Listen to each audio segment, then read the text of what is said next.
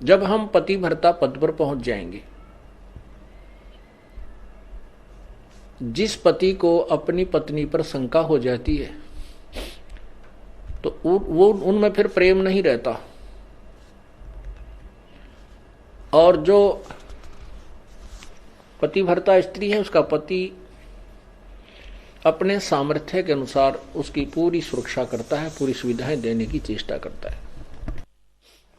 ठीक इसी प्रकार हम आत्माएं, ठीक इसी प्रकार हम सभी आत्माएं उस एक ही परमात्मा की हैं, वो हमारा पति है, सबका मालिक है। पति मीन मालिक, स्वामी, वो हमारा पति है। और हम जब तक उसमें पतिव्रता की तरह आस्था नहीं बनाएंगे तब तक वो हमारी मदद, हमारी सहायता नहीं पूरी नहीं करेगा। जब हम पतिव्रता की तरह उसके, एक पतिव्रता का अर्थ है कि जैसे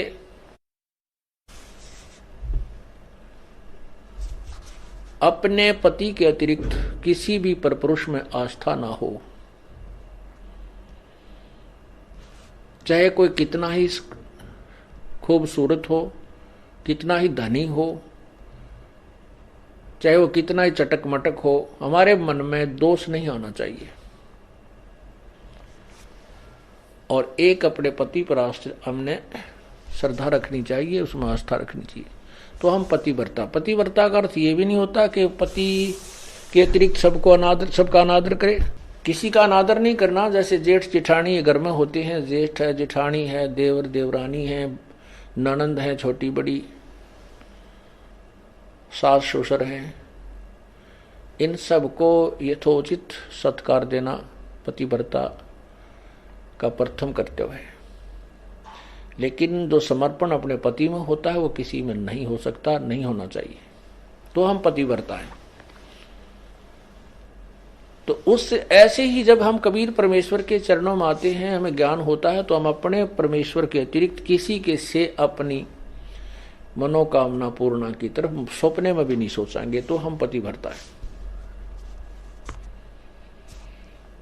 ठीक है, हमारे कोई जैसे ब्रह्मा विष्णु महेश, देवता ऋषिजन संतजन कोई भी हैं, आदरणीय हैं, लेकिन पूजनीय नहीं है। जैसे पतिव्रता को अपना पति पूज्य होता है, उसी से को समर्पण करती है, तो वो समर्पण वो किसी को नहीं कर सकती, लेकिन आदर सबका करती है, वो आदरणीय है। इस भाव से जब हम प्रभु के चरणों में लगेंगे तब परमात्मा हमारी सभी मनोकामनाएं पूर्ण करेगा, अन्यथा नहीं करेगा। जैसे परमात्मा क्या बताते हैं, ज्यों पतिव्रता पति से राती, आन पुरुष नहीं भावे, बसे पीहर में सुरत प्रीतम में, ऐसे ध्यान लगावे। उसके विषय में क्या बताते हैं कि जो जैसे जब पतिव्रता जमी पर और जो जो रख है धर है पाओ, और समर्थ झाड़ू देत है कदे ना काटा लग जावे। परमात्मा आपकी कैसे मदद करेगा कबीर भगवान? जब हम पतिव्रता हो जाएंगे इसके प्रति, किसी भी देवता से, किसी इष्ट से, किसी भी भूत प्रेत से या कोई झाड़े लानियों से हमारी कोई लिंक नहीं रहेगा, बिल्कुल सोचा नहीं सपने में। और फिर इस समर्थ के सहारे हम लगेंगे तब ये हमें कितने सुख देगा। जब जो पतिव्रता जमी पर जो जो धर है पाव, समर्थ झाड़ू देत है ना काटा लग जावे। जैसे पतिव्रता स्त्री कहते पानी को चलेगी पानी भरने के लिए, अर्थात अपने जीवन रूपी सफर में वो चलती है आत्मा, जो केवल एक इष्ट पूर्ण परमात्मा कबीर जी पर आश्रित है। उसके जीवन रूपी सफर में, जीवन रूपी रास्ते यात्रा में, यात्रा के मार्ग में वो परमात्मा समर्थ भगवान कबीर परमात्मा ऐसे झाड़ू देता है झाड़ू मीन हमारे आने वाले जीवन में जो संकट हो, पाप कर्म रूपी कांटों को वो साफ करता रहता है कि कहीं मेरी आत्मा को पीड़ा ना लगे, कोई दुख ना हो जाए। अब आपको थोड़ा सा परमात्मा की महिमा सुनाते हैं, पतिव्रता कैसे होनी चाहिए, अर्थात हम प्रभु पर कैसे आश्रित हों। गरीबी सुकर्मी पतिव्रता सो आन उपावन मूल, एक पुरुष से परस है पतिव्रता समतूल। पतिव्रता का निष्कर्ष बताता हूं। आन उपावन मूल, बिल्कुल भी किसी और की पूजा नहीं करे, वो पतिव्रता आत्मा होती है।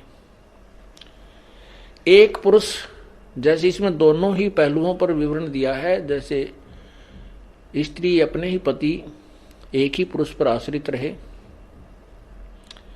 ऐसे ही आत्मा एक पुरुष यानी एक परमात्मा पर आश्रित रहे, कबीर भगवान पर।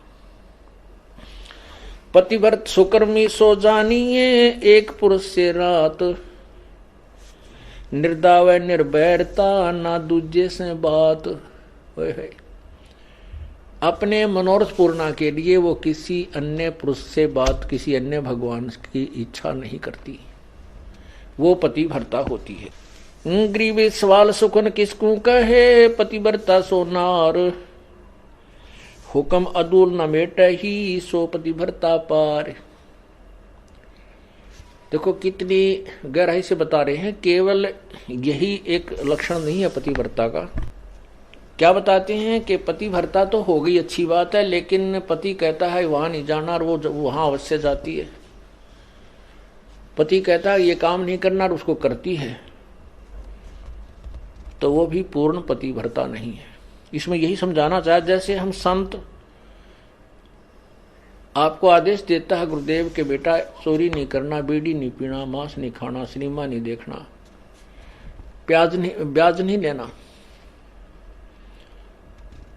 और आप वैसे तो कबीर परमात्मा के अतिरिक्त किसी को नहीं मान रहे हो और ये मर्यादा पालन कर नहीं रहे, तो भी आप पार नहीं हो। क्या बताते हैं, सवाल सुखन किसको कहे, पतिव्रता सो नार, हुक्म अदूल न मेट ही सो पतिव्रता पार। आदेश की उल्लंघना नहीं करती है, वो पतिव्रता ही पार होगी, वही आत्मा पार होगी। गुरु वचन निश्चय कर मन, पूरे गुरु की सेवा ठान।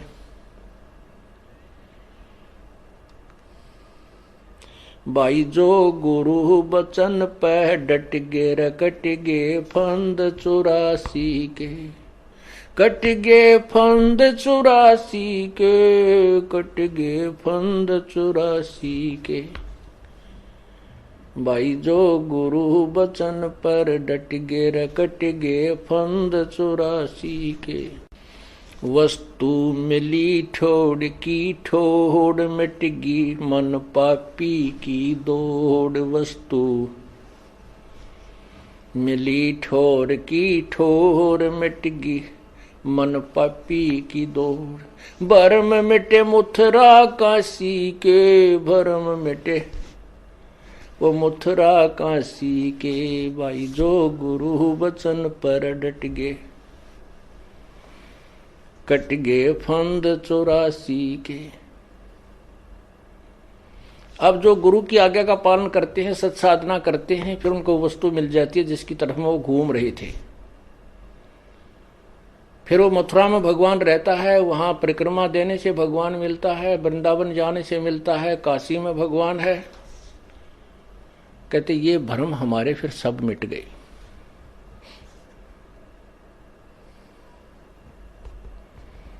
उसी के ऊपर यहां कहा है, घर आंगन एक सारे है, वचन उल्लंघना होई। घर आंगन एक सार समझे, पतिव्रता अपने घर में रहे चाहे बाहर रहे, उसके आव भाव, उसका चलना बैठना उठना बोलना, ऐसा ही रहे जैसे वो घर में रहती है, बाहर भी एक जैसा ही व्यवहार करे और वचन उल्लंघन ना करे। घर आंगन एक सारे है, वचन उल्लंघन ना होई, आन खसम से ओलने पतिव्रता है सोई। आन खसम यानी और अन्य पति नहीं बनावे, उससे ओलना माने आड रखे, पतिव्रता है सोई। आन खसम से हंसत है वो चंडी चोर चुड़ैल, जिनसे क्या घर बासे है, घर में बसे घुड़ैल। अब क्या बताते हैं परमात्मा के, जैसे कोई पतिव्रता स्त्री दूसरे पुरुष के साथ मजाक करती रहती है,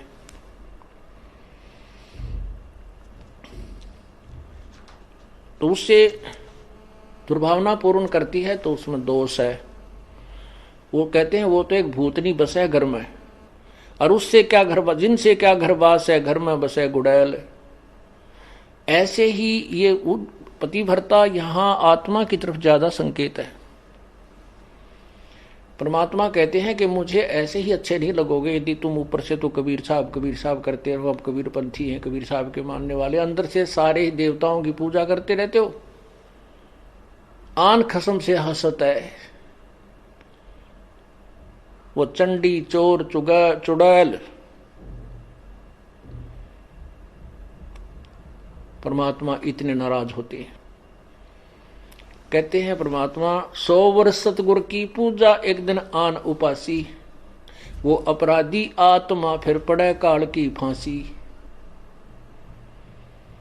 100 वर्ष तो ये साधना करते रहना जो हम आपको बता रहे हैं, और एक दिन अन्य पूजा कर लेना, परमात्मा कहते हैं वो अपराधी आत्मा पड़े काल की फांसी। तो ऐसी गलती क्यों करेंगे हम? तब करेंगे जब हम ज्ञान नहीं सुन पाएंगे, और ज्ञान उस दूसरे ज्ञान के लोगों से हम ज्यादा संबंध रखेंगे, तो वो हमें विचलित कर डालेंगे। यहां जींद के अंदर एक रमेश जैन भक्त है, अब भी हमारा सेवक है वो। उसकी पत्नी को दौरे पड़ते थे, दमा था उसकी पत्नी को, दमा था उसकी। एक लड़की को दौरे पड़ते थे, 2 जुड़वा बच्चे थे, वो बहुत बीमार रहते थे। महीने में 2-2, 3-3 हजार रुपए का उनका डॉक्टरों का, मेडिकल का खर्चा होता था। एक भक्त ने उनको समझाया कि आप हमारे गुरुदेव से उपदेश लो, कबीर परमेश्वरी की शरण में आओ, आपके सब झंझट मिट जाएंगे। काफी कुछ कहने से उन्होंने मान लिया, और फिर वो टर्म एंड कंडीशंस भी बता दी उसको कि ये नहीं करना आपने। जब तो उन्होंने मान लिया ठीक है, हम तो बहुत दुखी हो गए हैं, इनको पूजा करते करते और साधनाओं से हमारी दुर्गति हो रही है, तो हम क्या करेंगे, हम नहीं पूजेंगे उनको। उन्होंने उपदेश ले लिया। उपदेश लेने के बाद उस बहन के 2-3-4 महीने तक कोई दमा नहीं, लड़की का दौरे पड़ा करते, उसका कोई दौरा नहीं, बच्चे स्वस्थ हो गए। वो तो इतनी खुशी मनाई, ओहो हे भगवान, भगवान मिल गए हमें तो। परमात्मा कहते हैं पर्वत पर्वत में फिरा, कारण अपने राम, राम जैसे संत मिले जिन सारे सब काम। अब क्या हुआ कि उसने वो 3-4-5 महीने के बाद ये गुग्गा पीर का दिन आ गया, गुग्गा नौमी आ गई। उसकी पड़ोसन आई, कहने लगी है कमलेश, और गुग्गा की पूजा नहीं करी तूने? वो बोली ना हम ना करा कर, हमने छोड़ दी, मारे तो जो ना गुरु का नाम ले लिया। वो किसी और पंथ से संबंधित थी, वो दूसरी लड़की जो बहन आई उसके पास, वह कहने लगी नाम तो हमने भी ले रखा है, पर पूजा सारी करनी चाहिए ना, तो ये नाश कर देंगे। उनका फलाना करना ना, वो अपने पंथ के उसके विषय में बताने लगी कि ऐसे उसने हमारे पंथ का है कि उन्होंने ये पूजा छोड़ दी थी, उनका एक का बेटा था वो मर गया, अब तो भाई सारी पूजा करते हैं, और भी वो भी करने लग गए। तो वह डर गई कि कदे भाई सजो गुग्गा पीर दुखी कर दे, उसने वो पूजा पाजा अपनी कर दी। पूजा कर दी तो अगले दिन वो लड़की तो दौरा पड़ने लग गया। उस कमलेश ने सांस नहीं आवे, दमा हो गया न्यू का न्यू, और दोनों लड़कों की तबीयत खराब। अब उस सेठ लाला जी को पता नहीं था रमेश को क्या गड़बड़ कर रही है नालायक। वो घर पे आया और वो कहा ऐसा स्थिति फिर होगी। उसने उस भगत से संपर्क किया कि भाई मारा तो फिर होगी भाई बात, कोई फायदा नहीं हुआ। वो बोला भाई ऐसे कैसे हो सकता, तो 4-5 महीने तेरे ऊपर ऐसा मेहर बख्शी है, आज कैसे नहीं हो सकती है, कैसे मानूं मैं तेरी बात, अब देख ले चाल। वो दोनों आगे, वो दोनों आगे तो क्योंकि हमें पता है कि परमात्मा की मर्यादा भंग होने से ही काल प्रवेश कर जाता है।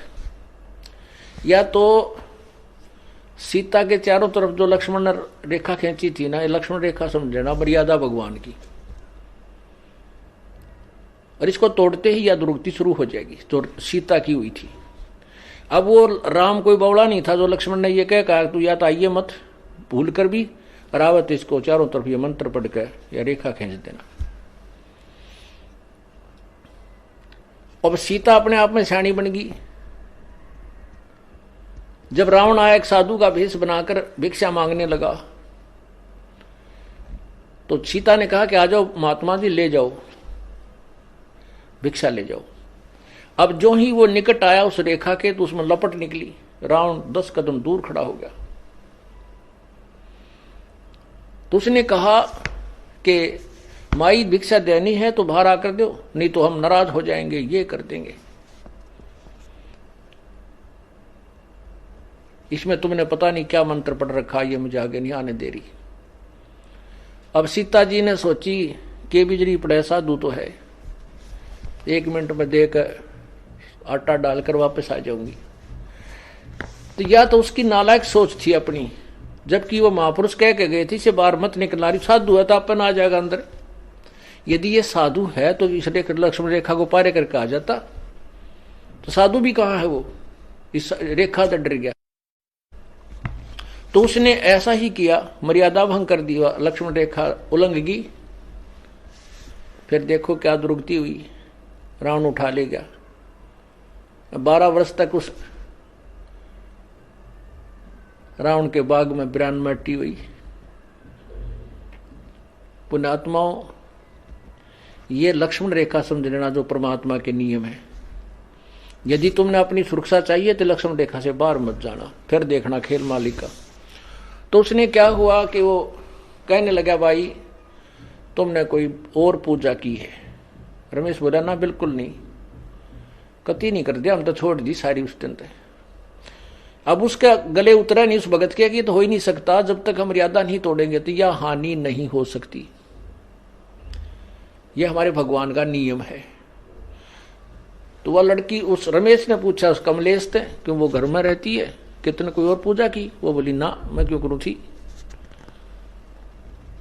वह नो डरती ना बतावा कर तरही थी कि भी गड़ेगा, सोमा होगा, गुस्सा होगा। तो भक्त यूं कह रहा था जी मैं वैसे ही घूमतू ऐसे ऐसे बाहर न निकल गया, परमात्मा ने भेज दिया। तीसरा दिन था वो, जैसे आज गुग्गा नवमी थी, 10वीं न उनकी ब्राह्मटी होगी, एकादशी को वो वहां गया। तो घूमता घूमता पीछे को चला गया। बरंडे के साइड में एक पिछली साइड में बरंडा था, बरंडे से रसोई के पीछे, रसोई बरंडे के अंदर खुला थी, पीछे उसके खाली स्थान था वैसे नीचे कच्चा। वहां क्या देखा कि एक थाली रखी पुरानी सी, और उसमें 2-4 जोत सी लगा रखी है आटा बना के। तो उसने कहा कि आ भाई रमेश आजा दिखाऊं तेरे को, ये क्या है। कमलेश से पूछा कि वो क्या किया तने, वो क्या पूजा कर रखी है। फिर बताई उसने, आने वाली मैंने गुग्गा पीर की पूजा कर दी। वो भगत बोला वो गुग्गा फिर आ गया, थारा मुश्किल से काटा था। यो गुग्गा फिर बुला लिया तने, मुश्किल से निकाला था गुरुदेव ने, परमात्मा कबीर जी ने। अब चाट ले इस गुग्गा ने, पूज ले। तो वो फिर लग गया वह पैर पकड़ने, वह कहने लगी भाई मैं तो माफी मांगूंगी गुरु जी तय। तो उन्हें कहा भाई माफी मांग परमात्मा से जाकर पूर्ण उपदेश लो, तुम तो काम कति बिगाड़ दिया, थारी सुना तो सुना ना भी सुना। तो रमेश ने भी बहुत धमकाई हुआ बेबे, उसने सारी बताई जी मैं डरागनी थी और कोई आसपास यहाँ मेरे दूसरा सहयोग था नहीं जिसे मैं पूछूं अपने भगत था, वहां कोई भगत नहीं था। और मैंने सोची कि बिजली पड़ा है, एक दो बत्ती ला दूंगी, गुग्गा भी राजी हो जाएगा। इन गुग्गियान राजी कर तांबरान माटी करवा रहे हैं। हमने एक ही प्रभु को प्रसन्न करना है। एक साधे सब सदे, सब साधे सब जावे, माली सींचे मूल को वो फले फूले अगावे। एक ही साधने से, एक ही पूजा करने से जड़ की तो पौधा परिपक्व बड़ा हो जाता है, वृक्ष बन जाता है, फिर आम के फल लगते हैं। यदि हम टहनियों की तरफ से उसको गाड़ कर जमीन में लाकर बैठ जाएं उगाकर, तो सभी पौधा ही नष्ट हो जाएगा। अर्थात शास्त्र विरुद्ध साधना करने से हमारा भक्ति रूपी पौधा बर्बाद हो जाएगा।